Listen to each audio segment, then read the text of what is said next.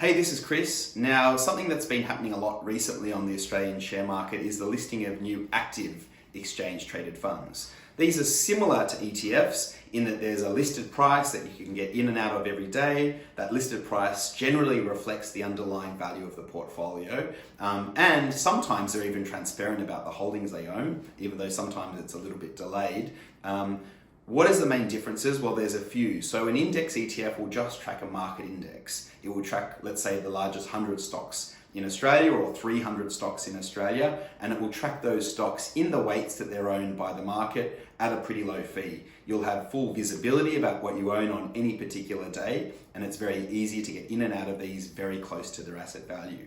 Now, exchange traded managed funds are a little bit different. They reflect a active fund rather than an index fund, first of all. So you have to trust the ability of the fund manager to actually beat the market and pick the right stocks. Obviously, that's pretty difficult in the long run, and a lot of our research shows that most are unable to achieve that. But at least with this ETMF structure, you actually get the value of the underlying holdings, which is great.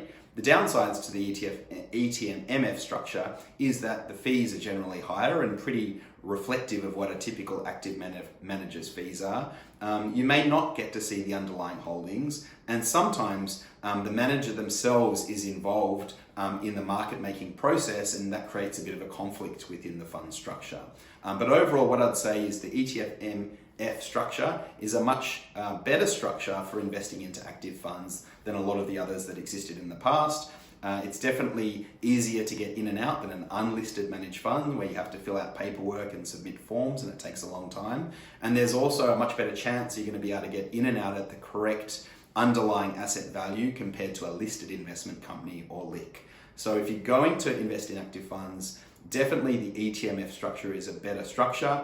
I just question whether you need to be investing into them at all, given that all of the research, academic and empirical, even our ETF research in Australia shows that most of these active ETMFs underperform their indices anyway. You could be lucky and get the one or two that doesn't, but why bother? You might as well just own the whole market index, have a low cost, have that beautiful transparency, simplicity, and the tax benefits of owning an index ETF instead.